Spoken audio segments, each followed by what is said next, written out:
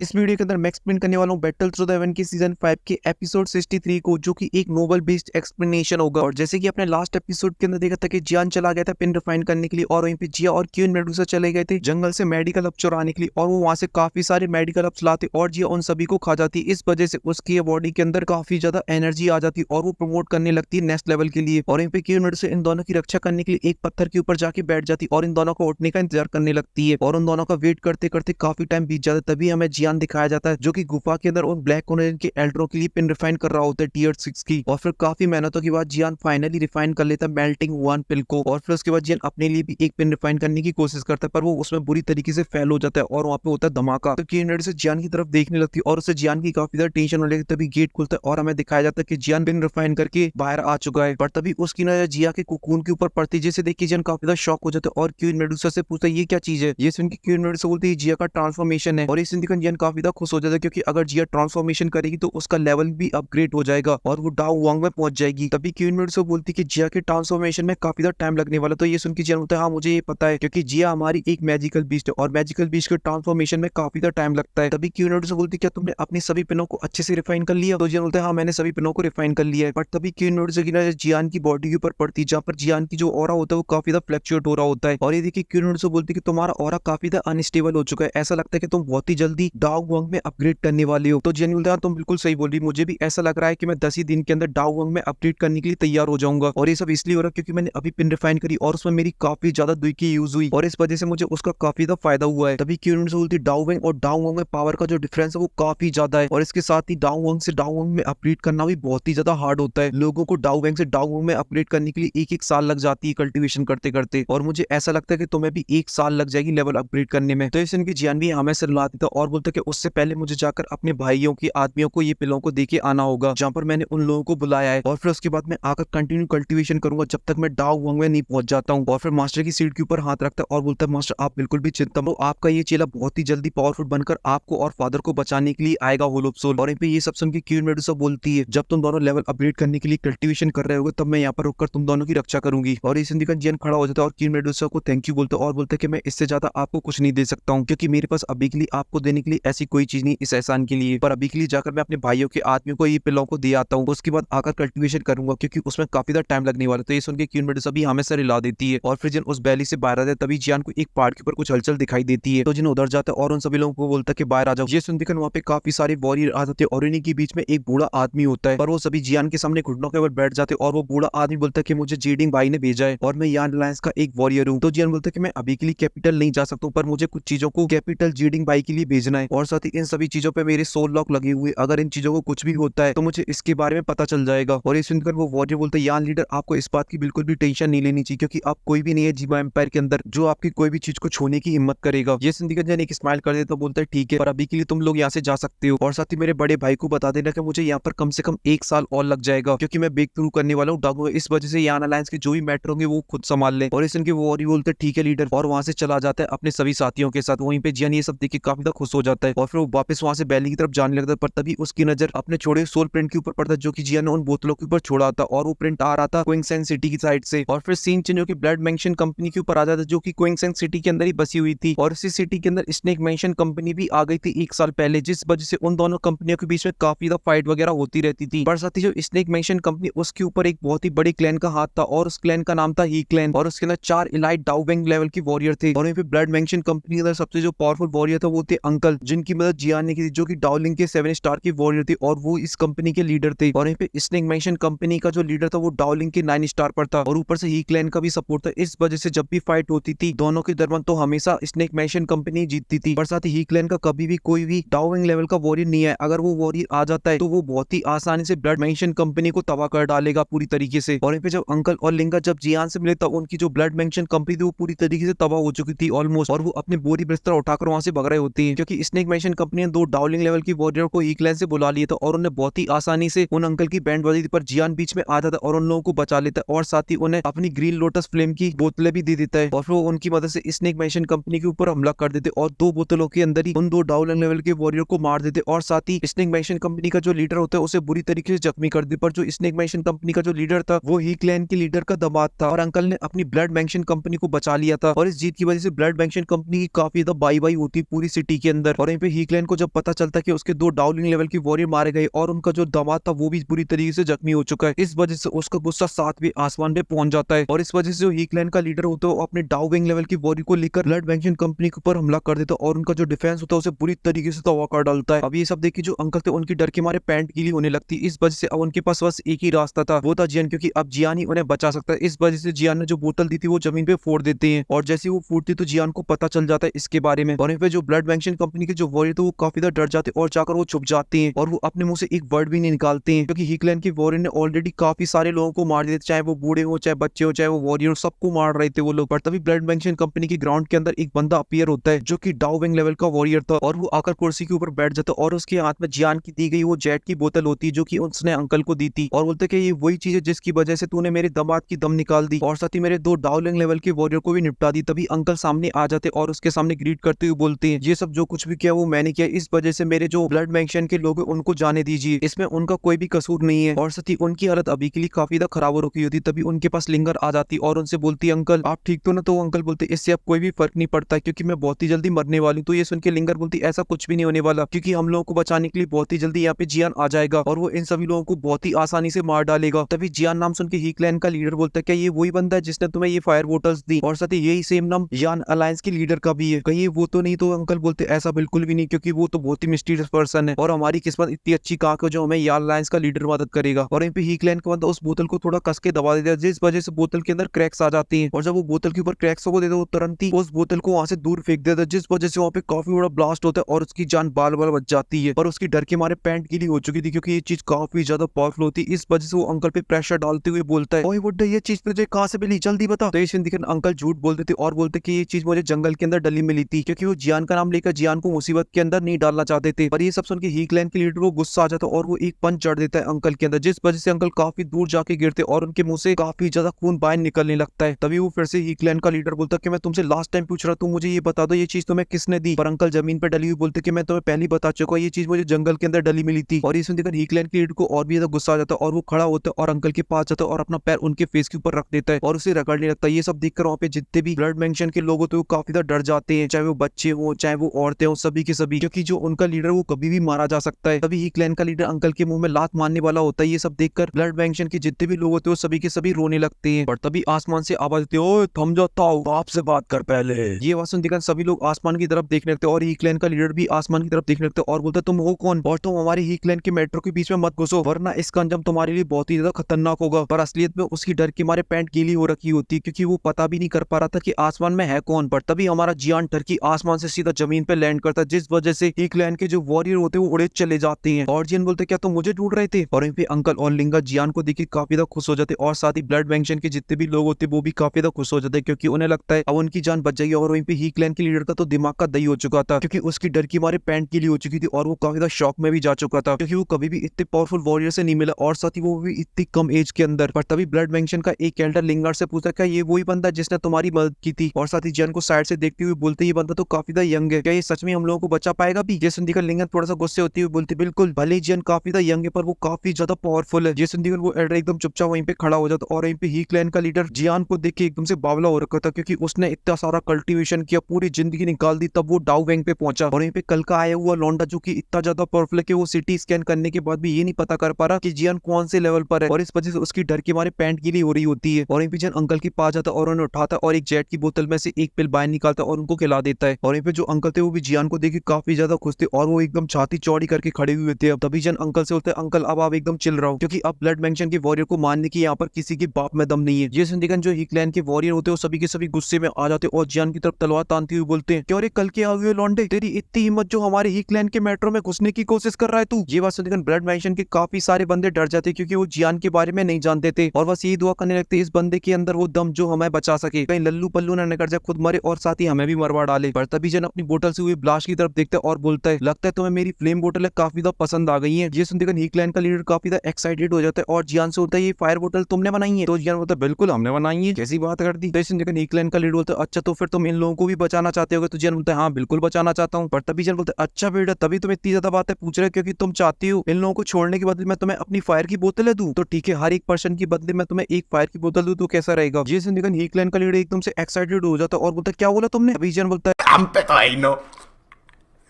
हम पे तो है ही ना। तो ये सुन देखो हीकलैन का लीडर बोलते अगर तुम्हारे पास नहीं तो फिर तुम यहाँ से चले जाओ, हमारे मेट्रो के बीच में पड़ने की कोई भी जरूरत नहीं है। और साथ ही मैं जानता हूँ तुम काफी ज्यादा पावरफुल हो, पर हमारा जो हीकलैन है वो एक मामूली सा क्लैन है, इस वजह से हमारे क्लैन को तबाह करने से तुम्हें कुछ भी फायदा नहीं होगा। पर वहीं पे हीकलैन का लीडर अपने मन में बोल रहा था अगर ये लड़का पावरफुल नहीं होता तो मैं इसे पकड़ कर हीकलैन ले जाता और मैं इससे इतनी सारी फायर बोटल्स बनवाता किसी ने सोची ना होगी। तभी जन बोलता है कि मुझे भी तुम्हारे हीकलैन में इंटरेस्ट नहीं है, इस वजह से मैं तुम्हें ऑफर दे रहा हूँ 10 मिनट के अंदर क्वींसलैंड सिटी को खाली कर दो, मैं समझूंगा यहाँ पे कुछ भी नहीं हुआ है और मैं तुम लोगों की जान बख्श दूंगा। ये सुनते हुए हीकलैन की वॉरी एकदम से भड़क जाते हैं और बोलते हैं लड़के तू कुछ ज्यादा ही नहीं बोल रहा, तुझे पता भी तू किससे बात कर रहा है। ये सब सुन के हीकलैन का लीडर भी एकदम से जोश में आ जाता है और बोलता है लड़के कई साल बाद ऐसा हुआ कोई मुझसे इस तरीके से बात कर रहा, नहीं तो किसी की हिम्मत नहीं हुई मुझसे इस तरीके से बात करने की। ये सुन के एकदम से जोश में आ जाता है और अपने विंग्स निकालता है, आसमान में चला जाता है और अपना भोकाल टाइट करने के लिए अपनी दुई को बाहर निकाल देता है। और अब जियान जब अपनी दुई को बाहर निकालता है तो उसका जो ऑरा होता है वो काफी ज्यादा होता है, क्योंकि जन बहुत ही जल्दी डाउ वांग में अपग्रेड करने वाला होता है, इस वजह से उसका जो ऑरा है अब वो डाउ वांग का हो चुका है। और जब वहाँ पे खड़े हुए लोग जियान का ऑरा देखते तो काफी ज्यादा डर जाते और बोलते ये तो एक डाउ वांग लेवल का वॉरियर है। और यहाँ पे हीकलैन का लीडर देखते ही जियान को एकदम अपना सर पकड़ लेता और बोलते कहाँ फंस गया मैं, इस छोटे से मेंशन के चक्कर में किस आदमी से पंगा ले लिया। और यहीं पे अपने मन में बस यही बोल रहा होगा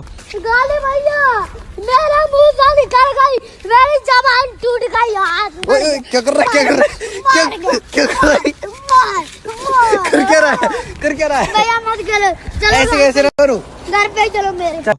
और यहीं पे अंकल और लिंगर भी जियान को देख के काफी ज्यादा शॉक हो चुके थे, क्योंकि वो जब जियान से मिले थे तब जियान दाव सी की लेवल पर था, अब वो डाउ वांग पे पहुंच चुका है। और इस तरीके की कल्टीवेशन स्पीड एक नॉर्मल इंसान की तो बिल्कुल ही नहीं हो सकती है, पक्का ये मॉन्स्टर है। और यहीं पे हीकलैन का लीडर अपना सर पकड़ी हुई खड़ा हुआ था और बोल रहा होता है ये इतना यंग डाउ वांग लड़का पैदा कब हो गया जीमा एम्पायर के अंदर। और उसे मिस्टिक क्लाउड से वाली फाइट याद आ जाती जहाँ पर योनसेन को मारने वाला एक लड़का था जिसने ब्लैक कलर के कपड़े पहन रखे होते हैं, और साथ ही वो लड़का काफी ज्यादा यंग था जिसने उसे मारा था, और उसने जो कुछ भी सुना था वो जियान के ऊपर अप्लाई करने लगता है, जहाँ पर वो एकदम परफेक्ट तरीके से पास हो जाता है। और जब उसे पता चलता है ये तो वही बंदा है तो वो बोलता भैया ये वाला पार्ट यहीं पे खत्म कर दो, नेक्स्ट पार्ट आएगा जो क्यूट क्लब फेलैंड पे, वहाँ पे अपनी बेइज्जती कराऊंगा। और आप लोगों को मास्टर के ऊपर वीडियो चाहिए जहाँ पे जियान मास्टर को जाकर वो लोग सोल से बचाएगा, तो इस वीडियो पे करा दीजिए 10 के लाइक और 1 के कमेंट। और साथ ही आपको इस एपिसोड के नेक्स्ट पार्ट में काफी कुछ देखने को मिलने वाला, जहाँ पर जियान क्वीन मेडुसा के साथ काफी प्यार मोहब्बत वाली बातें करेगा और वहीं पे क्वीन मेडुसा को आ जाएगा एक अर्जेंट बुलावा, जिस वजह से क्वीन मेडुसा जियान को छोड़ के वहां से चली जाएगी। और ये सब आप लोगों को देखने को मिलेगा क्यूट लव फेलैंड पे, तो जाइए उसको जाकर सब्सक्राइब कर लीजिए। और फिलहाल के लिए इस वीडियो में सिर्फ इतना ही, और मैं मिलता हूँ आपसे नेक्स्ट वीडियो में, तब तक के लिए आप सभी लोगों को ढेर सारा प्यार।